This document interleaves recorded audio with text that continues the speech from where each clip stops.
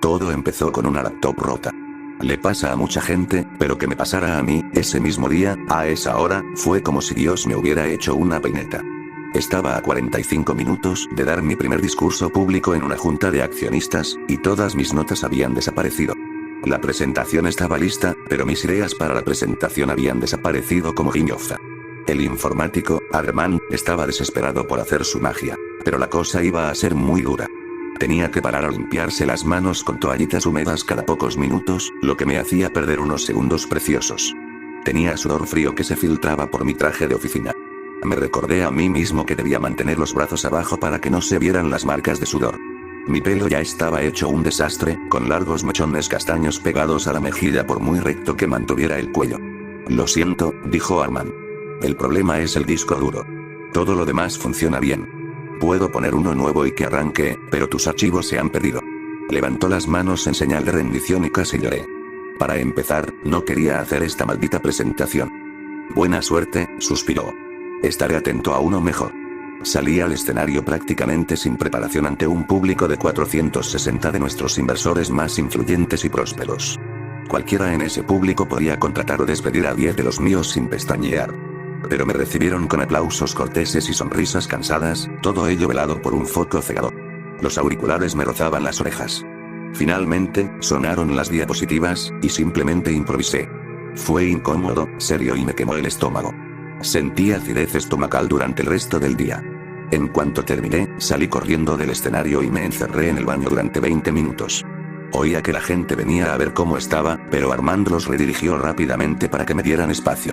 Ya estaba hecho, pero me sentía fatal. Y encima, todavía esperaban que apareciera en el afterwork. Bebidas y sonrisas, como si tuviera que fingir que no me pertenecían. Pero es lo que es. Me puse el vestido y los pendientes. Y sufrí en silencio. Nunca se me dio bien relacionarme con la gente. Era un niño enfermizo que se pasaba la vida jugando con las palabras. Mi madre venía de una pequeña comunidad hippie en la Minnesota rural, así que estaba acostumbrada a pasar el tiempo con un grupo pequeño. No me animó precisamente a explorar el mundo. No solo oí hablar del peligro de los desconocidos, sino también de hojas de afeitar en los dulces de Halloween, veneno para ratas espolvoreado en frambuesas silvestres, parásitos cerebrales en el agua de lluvia sin filtrar y que comer pipas de girasol te enfermaba mentalmente, sobre todo las azules. Pues sí, no soy muy sociable. Todavía tengo esa reacción de dar un paso atrás cuando alguien se me acerca. Está grabado en mí, como los pasos de un baile. Y la preocupación constante de mi madre se consolidó como una voz persistente en mi cabeza, lista para derribarme cada vez que pensaba que era demasiado especial. Después de la presentación y el afterwork, estaba exhausto.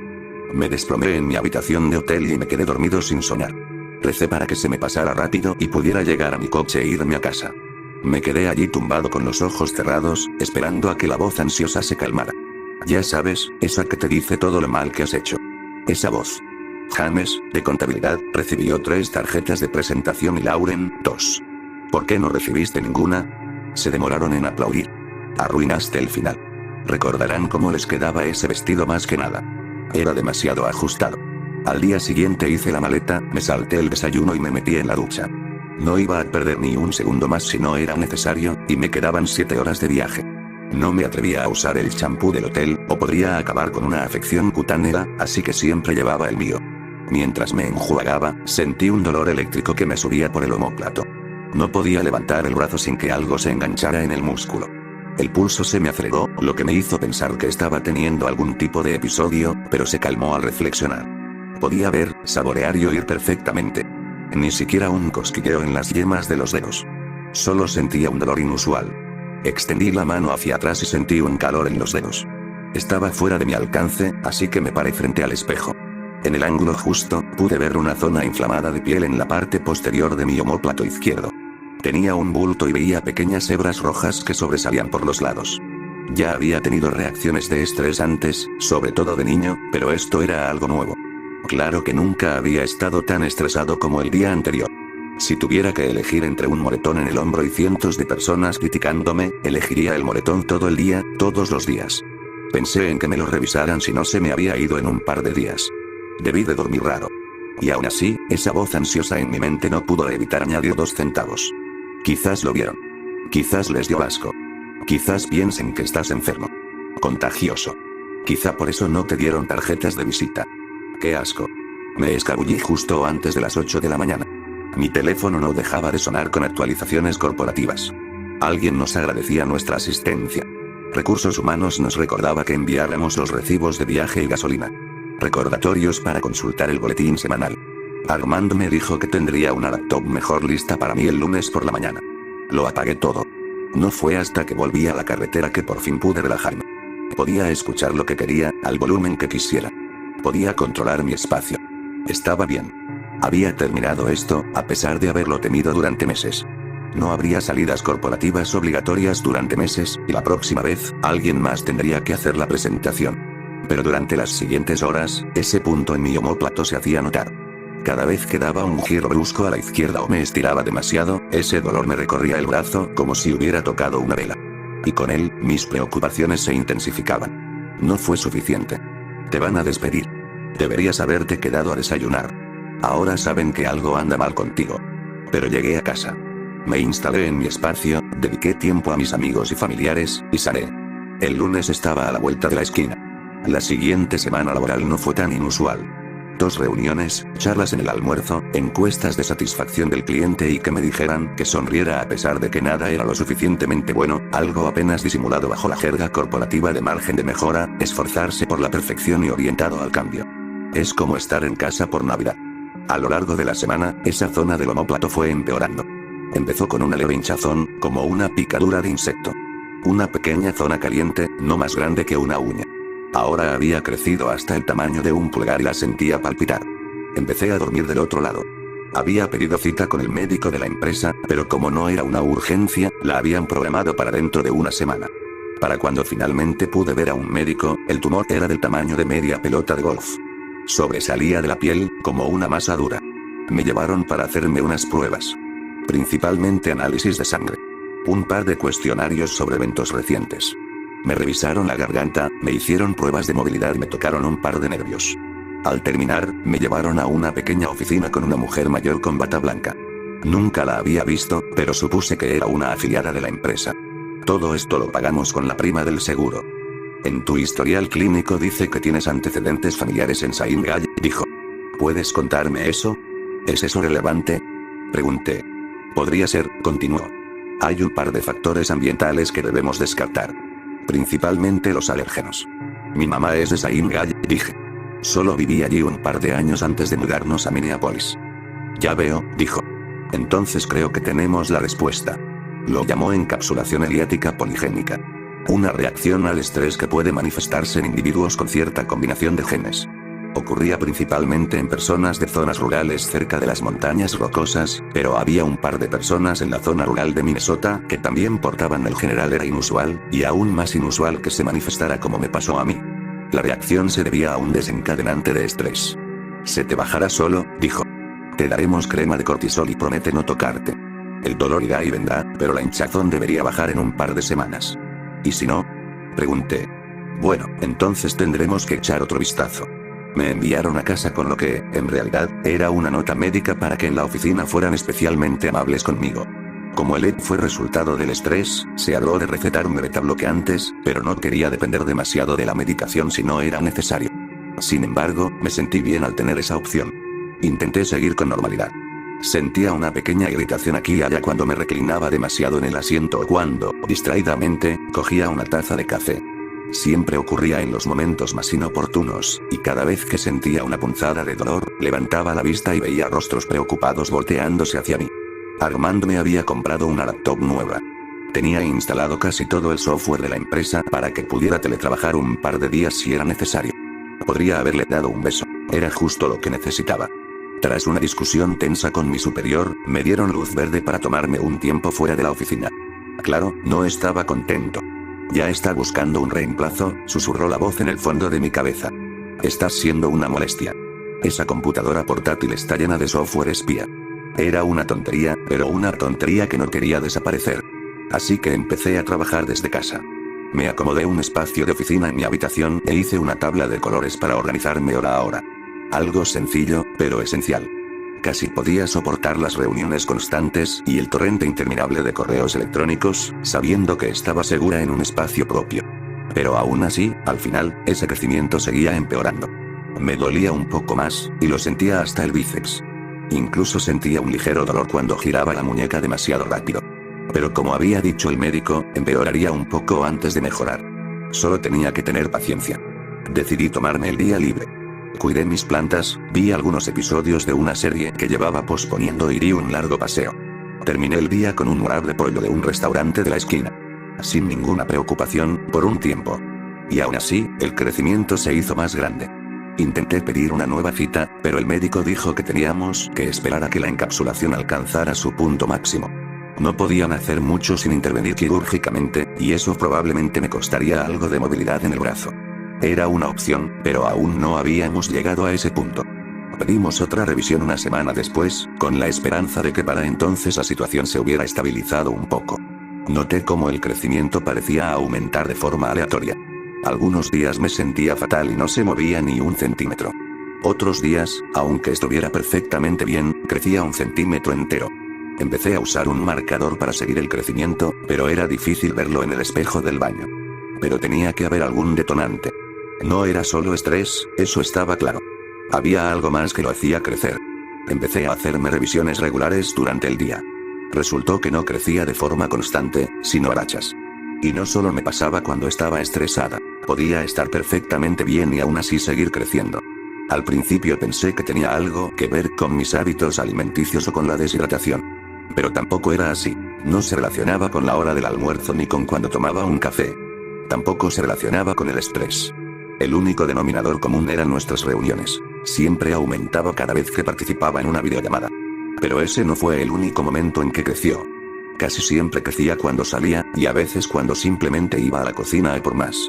Hice una larga lista de acciones y posibles exposiciones que podría haber experimentado en esos momentos del día, pasando página en blanco en mi horario a color. No era el sol, ni la humedad, ni el buen o mal tiempo. No era estar dentro ni fuera. Lo único a lo que parecía reaccionar era otras personas. Experimenté un poco más con esto. No era del todo consistente. Podía chatear con la gente sin problemas o responder correos electrónicos. También podía atender llamadas telefónicas. Pero en cuanto conseguía una videollamada o hablaba con una persona real, la experiencia crecía. Así que no se trataba solo de estar cerca de otras personas, sino de ser visto. Había oído hablar de reacciones de las cosas al ser observadas. Cómo eso las cambia. Pero esto era completamente diferente. Pensé que el crecimiento había sido una especie de acumulación debido a mi desastrosa presentación, y que extrajo algún tipo de hormona. Tal vez algo en mi sistema se obstruyó por el estrés masivo. Decidí presentarle mi teoría al médico en nuestra próxima cita. La segunda vez que hablé con aquella anciana de bata blanca, le conté toda mi teoría. Le enseñé mi horario, mis medidas y le expliqué por qué creía que esa era la solución. Me siguió la corriente, pero no pareció interesarle demasiado. Al fin y al cabo, había descartado algunos datos. Es interesante, dijo. Pero entonces, ¿por qué sigue creciendo durante estos periodos? Señaló uno de mis gráficos. El crecimiento seguía aumentando mientras dormía, y a veces incluso cuando veía la televisión antes de acostarme. También aumentaba en momentos aparentemente aleatorios a lo largo del día. También hay que tener eso en cuenta, continuó. Y creo que hay una variable que no estamos viendo. ¿Pero no podemos probar esto? Pregunté. ¿No hay nada que podamos hacer? Podemos, pero desaparecerá mucho antes de que obtengamos una respuesta concluyente. Para entonces, el crecimiento era del tamaño de medio melón. Irradiaba un calor intenso por toda mi espalda. Sentía el pulso a través de la piel. Tenía que compensar el peso inclinándome hacia la derecha, lo que me hacía caminar desequilibrado, lo que empeoraba las cosas. Juraría que lo sentía crecer cuando la gente me miraba, y cuanto más crecía, más extraño parecía. Era un ciclo interminable y extraño. El médico le hizo una radiografía. Logré verla hablando del tumor con un colega. Vi la imagen brevemente antes de que la quitaran de la pared, pero por lo que pude ver, no estaba simplemente vacía. Parecía una extensa maraña de nervios.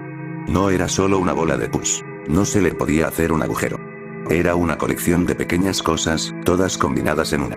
No me comentaron sus hallazgos y no me permitieron ver los resultados de la tomografía. Pero insistieron en que todo iba a salir bien. Solo necesitaba calma, confianza y paciencia. Pero terminaron la reunión dándome un número de emergencia. Si el tumor reventaba o si de repente me ponía muy enfermo, debía llamar a ese número. No son los servicios de urgencias, aclaró el anciano médico. Llame a este número. Al salir del hospital con ese número en la mano, la voz en el fondo de mi cabeza estaba más clara que nunca. No te lo cuentan todo, quieren algo para sí mismos. No puedes confiar en ellos, me dijeron que me tomara un tiempo libre del trabajo. No solo un día, sino bastante. Incluso lo recomendó el médico de la empresa, así que mi jefe no tuvo más remedio que cumplir. Empezamos con 2 semanas, y luego volveríamos a evaluar. Sin embargo, no importaba lo que dijera el médico sobre los desencadenantes ni sobre la posible exposición. El crecimiento seguía creciendo, hiciera lo que hiciera. Parte de ello debía estar relacionado con la revisión. Tenía que estarlo. Decidí ponerlo a prueba. Observé su crecimiento en el espejo del baño y dibujé los bordes con un rotulador. Así podía ver cuánto había crecido después de lo que estaba a punto de hacer. Fui al puesto de wraps de pollo de la esquina a la hora del almuerzo. Había una fila que llegaba hasta la puerta. Me había tapado el crecimiento con una sudadera, pero cada vez me costaba más disimularlo. Al menos, se notaba que algo no andaba bien con mi postura. Llegué al mostrador, pedí un café helado y un Jack, pagué y me di la vuelta para irme. Al hacerlo, me golpeé el pie con el borde de una mesa vacía. Caí hacia adelante, derramando lechuga, pollo y café helado por todo el suelo. Parecía un poco más dramático de lo que esperaba, pero sin duda armó un escándalo. Decenas de personas me miraron fijamente. Pero lo que más noté no fueron sus miradas, sino la voz en mi cabeza. Estaba furiosa. Cada vez más fuerte. Nunca te mirarán de la misma manera. Suspirarán cada vez que regreses aquí. Te reconocerán. Te odiarán. Levanté la vista y vi caras preocupadas. Uno de los baristas rodeó el mostrador para ayudarme a levantarme. Eres patético, continuó la voz. Molestar a los demás solo para saciar tu curiosidad. A pesar de los duros pensamientos, una mano me tendió la mano y me levanté. Me consiguieron un nuevo chal y volví a casa, lejos de miradas indiscretas. Yo no comería eso, dijo la voz. No tienes idea de lo que le han hecho. Y con eso, fue a la basura. El crecimiento era mayor, eso era seguro.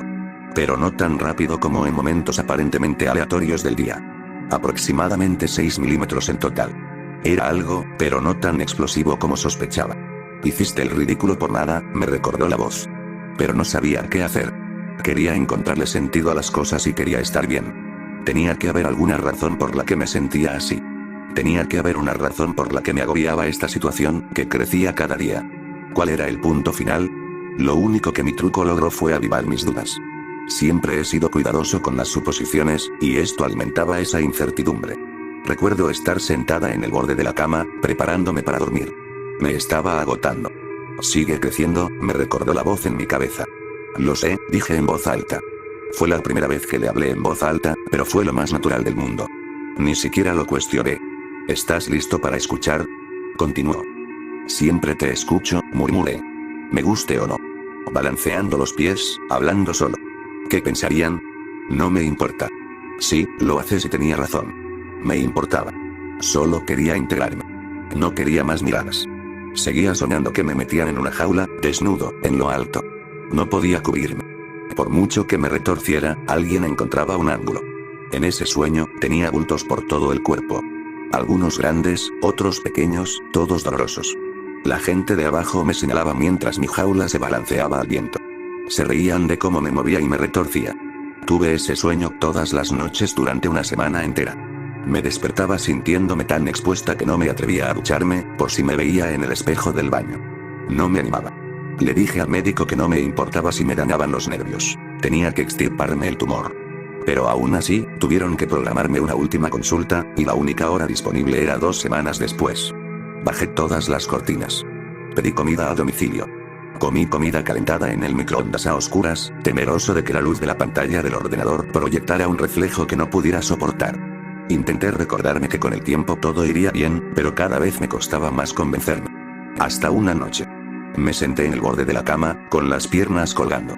El bulto era del tamaño de una cabeza. Tuve que empezar a dormir boca abajo. Era tan grande que tardé un tiempo en que mi corazón lo atravesara por completo, creando un doble pulso en mi cuerpo. Una vez al llegar al bulto, otra al alejarse. A pesar de todos mis esfuerzos, siguió creciendo. Puedo entenderlo, sugirió la voz. Pero tú nunca me escucharás. Estoy cansado, Jade. Puedo ayudarle. Lo que sea. Caí de bruces en mi almohada favorita, dejándola absorber mi sudor. Tuve que cubrirme un poco más las sábanas para compensar el crecimiento, formando una especie de tienda de campaña en mi espalda. Cerré los ojos. Deberías sacar tu computadora de tu dormitorio, susurró. ¿Qué? Te dije que estaba lleno de software espía, dijo la voz.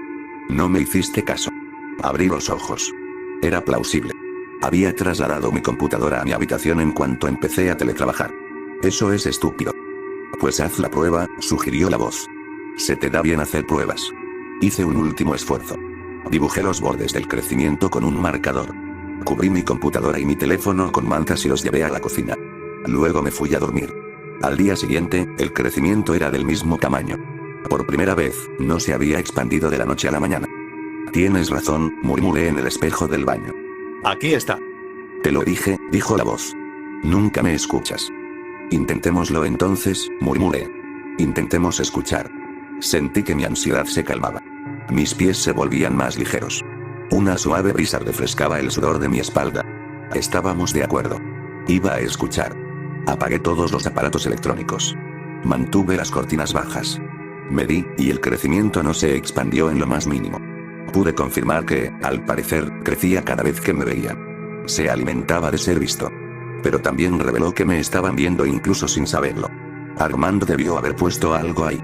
Debió tener una conexión remota con la cámara del portátil. En cuanto empecé a teletrabajar, se aprovechó. Pero tampoco podía simplemente confrontarlo. Él podía borrar todo rastro. Un bulto en mi espalda no era prueba. Lo desenmascararemos nosotros mismos, dijo la voz. Tienes todo el acceso que necesitas. Pueden ver que he estado allí. Solo si tienen un motivo para mirar. Así que un día, después de que cerraran la oficina, me puse una sudadera grande y me dirigí allí. Tenía que conducir con cuidado, ya que apenas podía usar el brazo izquierdo. Caminar era un fastidio, y correr estaba descartado. Había sacado mi viejo teléfono del armario para poder usarlo para tomar fotos sin arriesgarme a que alguien me viera. La voz me había dicho que estaba bien, y confiaba plenamente en él. Me tomó un tiempo evitar las calles principales y me dirigí a la oficina. Aparqué al final del aparcamiento y evité a algunos de los rezagados para que no me reconocieran de lejos. Pasé mi tarjeta por el escáner en la puerta principal y giré a la izquierda por las escaleras que conducían al sótano. Un pasillo oscuro se iluminó, mezclando los pequeños diodos verdes y rojos de la sala de servidores con una luz fluorescente neutra. No sé qué buscar, murmuré. No sé de estas cosas. Claro que sí, dijo. Llevas años trabajando con esta gente. Miré a mi alrededor. Había dos oficinas pequeñas, una para Armand y otra para nuestro técnico Julio. Ambas estaban vacías y cerradas. Puse la mano en la puerta de Armand y la moví un poco. Se oyó un traqueteo. Siempre había pensado que las puertas del baño del tercer piso, donde solía trabajar, eran demasiado endebles. Estas eran del mismo tipo. Sabía exactamente cómo saltar esa cerradura. Solo era cuestión de levantar un poco la puerta y girar la manija hacia la izquierda. Lo hice, y funcionó. Te lo dije, se regodeó mi voz interior. Lo puedes lograr. Un latido me atravesó el hombro, obligándome a detenerme. Tuve que respirar hondo.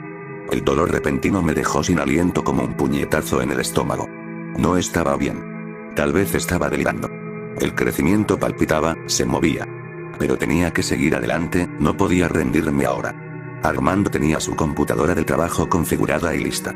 Normalmente la dejaba encendida para no tener que encenderla por la mañana. Además, probablemente tenía herramientas de diagnóstico y copias de seguridad en ejecución. Pero la pantalla estaba bloqueada y no iba a poder comunicarme pronto. El rastro terminaba ahí. Necesito una contraseña, murmuré. No la voy a escribir. No hacen eso. Tal vez sea tu nombre, sugirió la voz. Lo intenté y fallé. No era eso. No podía ser, no había forma de que estuviera tan obsesionado. Incluso si lo estuviera, sería una tontería. Quizás sea tu apellido, seguía sugiriendo. Pero con ceros en lugar de O's. Pero claro, tampoco fue eso. Revisé la habitación. Había cables en las esquinas, todos etiquetados y asegurados. Pero un par de etiquetas eran un poco extrañas. Por ejemplo, una llamada buzzer de transmisión externo. Era una señal de audio / video, pero no estaba relacionada con las grabaciones de vigilancia del edificio. Salí de nuevo al pasillo frente a la oficina de Armand y volví a sentir ese dolor. Empeoró. Tenía la vista borrosa y sentía un velo que me nublaba la mente. Intenté quitármelo de encima, pero me estaba afectando. Sigue un poco más, dijo la voz. Vas por buen camino. Fue una idea estúpida, murmuré.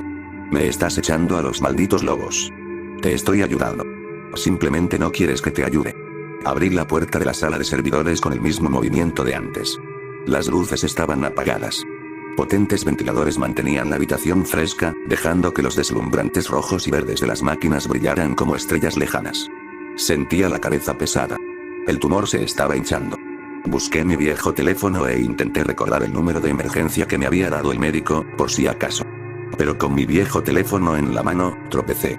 Caí de bruces, golpeándome la cabeza contra las frías baldosas. El bulto era tan grande que podía verlo tumbado. No podía levantarme. Y ese doble pulso que había estado sintiendo era más claro. No era solo un retraso, era un latido completamente diferente. Tenía un latido, y era diferente al mío. Murmuré para mí mismo, sintiendo que mi cuerpo se calentaba y se embotaba. No estaba cansado, pero no podía mantenerme despierto. Perdía la consciencia. Ahora no, murmuré. Ahora no. Parpadeé, intentando concentrarme. Entonces el crecimiento se movió. Contuve la respiración, escuchando el zumbido de las máquinas. Entonces sucedió, sin hacer ruido. Unas púas negras me atravesaron la sudadera y me atravesaron la piel. No fue una explosión, sino una eclosión. No había sangre. Algo pegajoso corría por la manga de mi brazo. Algo se movía, enredándose en la tela. Y en cuanto mis nervios se dieron cuenta de lo que estaba pasando, mi mente se escapó a ese espacio más allá del suelo. Luces apagadas. Cuando desperté, estaba apoyado en una de las cabinas de servidores. Armand estaba allí, mirándome. Había estado corriendo. Quizás me vio en las cámaras de vigilancia. Quizás tenía un extra en su oficina. ¿Qué carajo te pasó?, preguntó. Ya no había voz en mi cabeza que me dijera qué decir. Ninguna guía, ningún consejo. Ni siquiera una reprimenda. Todo estaba en silencio. Podía sentir mi hombro expuesto. Los fluidos de mi espalda se habían enfriado, provocándome un escalofrío febril. Ya te entendí, sonreí. Sé lo que haces. Estás loco, dijo, negando con la cabeza. Llamaré a alguien. Cogió el teléfono y empezó a marcar. Me asaltó una ligera duda. Quizás todo esto había sido solo una mentira tras otra. Una forma de que lo que se me hubiera aferrado justificara su existencia. O tal vez no. Miré a Armand y me aclaré la garganta. Buffer de flujo externo. Hizo una pausa. Se giró hacia mí y negó con la cabeza, buscando las palabras adecuadas. Al no encontrarlas, se encogió de hombros. Debería haber elegido a alguien menos paranoico. Intenté levantarme, pero mis músculos se descontrolaron. Mis nervios intentaban comprender lo sucedido, y había perdido casi toda la sensibilidad, si no toda, en el brazo y las piernas izquierdos. Incluso mi cuello giraba como si hubiera estado borracho. Supongo que tienes que irte, dijo Armand. Lo siento. Sacó un par de cables de uno de los armarios de suministros y se agachó. Me ató las piernas. Podía verlo, pero no sentía nada. Intenté moverme, pero solo me caí. No eres muy bueno en esto, continuó. No eres muy buen luchador. No sabes una mierda sobre mí, o, sé más de lo que crees, sonrió. Y también lo saben unos 5.000 donantes anónimos. Eres bastante divertido, ¿sabes? Las palabras resonaron en mi mente, convirtiéndose en un sudor frío. 5.000. ¿Era una cifra real? Toda esa gente observándome. ¿Qué habían visto? Probablemente tenían mi nombre y dirección. No podía pensar con claridad, y por una vez, no había una voz en el fondo de mi mente que empeorara las cosas. No perdí la cabeza. Esta vez no. Pero era demasiado tarde. Tenía sentido. Esto era lo que lo hacía crecer en momentos inesperados. Alguien sintonizando para verlo. Armand me ató las piernas y las muñecas. Intentó moverme, pero al ponerme la mano en el hombro tuvo que retroceder. Algo se le pegó a la palma de la mano. ¿Qué cojones eres? Medio caracol. Rebuscó en su bolsillo una toallita húmeda y desinfectante de manos. Le costaba usarlo solo e hizo un bailecito incómodo intentando sujetarlo con el codo. Pero por fin lo asimilaba. Este don nadie bobo e inofensivo me haría desaparecer. Probablemente me estrangularía con un cable Cat 4 y me tiraría al arcén de la carretera, o me enterraría en una tumba poco profunda. La pelea terminó antes de empezar. Perdí el momento en que bajé esas escaleras. Siempre pensé que la muerte vendría de algún lugar estúpido. De algún lugar que podría haber evitado. Le tenía miedo a todo, desde las avispas hasta el queso casi caducado, y lo que me llevaría a la muerte resultó ser la única vez que actué con confianza. Eso fue todo lo que hizo falta, un paso en la dirección equivocada. No podía aceptarlo. Mi corazón se aceleraba, pero por mucho que me retorciera, toda mi fuerza se había agotado. Estaba expuesta y vulnerable. En cualquier otro momento habría tenido una oportunidad, pero ahora era un blanco fácil. Armand se limpió las manos y tiró la toallita húmeda. Pensé que su rostro se vería diferente en el momento en que decidiera asesinarme, pero se veía igual que siempre cuando se volvió hacia mí. Quizás siempre supo que quería hacer esto. Algo cayó al suelo. Algo oscuro. No mucho más grande que un dedo. Armand lo pisó y casi resbaló. ¡Qué asco!, dijo. ¿Qué hiciste? Otro se dejó caer. Y otro. Al mirar hacia arriba, el techo estaba cubierto de ellas. Pequeñas cosas oscuras, pegadas al techo. Te lo dije, repitió una voz. Quiere hacerte daño. Quiere matarte, intervino otro. Quiere convertirte en su juguete. Su juguete. El juguete de todos. Se cree listo, añadió algo con una risa. Su madre decía que era listo. Duerme solo y le duele. Le duele muchísimo. Armand giró a la izquierda y a la derecha, mirando a su alrededor. Tenía la mirada perdida. Me di cuenta de que él también lo oía. Esa voz dentro de mi cabeza había estallado y se extendía por el techo. Mi ansiedad. Mi dolor. Cada pensamiento intrusivo que había tenido, hecho realidad. Y mientras caían del techo, solo pudo apartarlos un poco antes de que lo alcanzara. Podía verlos moverse y retorcerse para meterse bajo su ropa. Algunos tenían púas en la parte delantera, otros a lo largo de la cresta de una espina circular. No eran exactamente serpientes ni gusanos, sino más bien largos erizos de mar. Tenían una musculatura que les permitía mover la piel de un lado y los huesos de otro. Debía de haber un centenar, arrastrándose por todas partes. Perforándole la piel y pinchándole los nervios. Logró salir por la puerta y se desplomó en el pasillo. Armand no gritó, fue más bien un gemido doloroso. Un gemido triste, cada vez más largo y silencioso. Se arrastró bastante, pero eso no los detuvo. Podía ver cada púa perforando la piel, como si clavara un lápiz afilado en una naranja. Y después de un rato, todo quedó en silencio, salvo el zumbido de los camareros. Una masa oscura se reunió frente a mí. Pequeñas criaturas oscuras se arrastraban unas sobre otras, organizándose en una colonia, como la que había vivido en mí. Los médicos debieron saberlo. Ya no te oigo, dije. Hay silencio. Docenas de voces, todas con ligeras variaciones y palabras diferentes. Todas reducían a lo mismo. Yo era un buen oyente. ¿Se acabó?, pregunté. ¿Te vas? Y esta vez, la respuesta fue inequívoca. Sí. Cerré los ojos, esperando que mi cuerpo encontrara la fuerza para recuperarse. Podía sentir el delicado retorcerse de 100 cositas, acurrucándose contra mi borde, como un gato acomodándose en el regazo de su dueño. Una parte de mí sabía que se habrían ido por la mañana. Y así fue. Fue el técnico junior quien nos encontró. No tengo ni idea de qué habrá pensado, pero llamó a seguridad. A partir de ahí, la cosa se intensificó. Las autoridades lo consideraron defensa propia. Una herida punzante con un bolígrafo, directo al cuello de Armand. Claro que sabían que eran cientos, si no miles, de heridas. Pero, por alguna razón, el informe parecía diferente de la realidad. Ni siquiera mencionaba cómo no pude haberlo hecho, ya que estaba atado en el momento en que murió. También había cámaras, que convenientemente habían dejado de funcionar. Me hicieron sorprendentemente pocas preguntas, y la mayoría eran indirectas. El oficial a cargo me lo explicó prácticamente todo. Y ahí fue cuando te atacó, ¿verdad? Y luego cogiste este bolígrafo, ¿verdad? Y no tuviste otra opción que contraatacar, ¿verdad? Me hicieron la historia. No tuve que decir mucho. Solo asentir y firmar el papel. La última revisión con el médico fue rápida. La piel de mi espalda estaba intacta. Solo se veía el contorno de una bolsa donde había estado el crecimiento.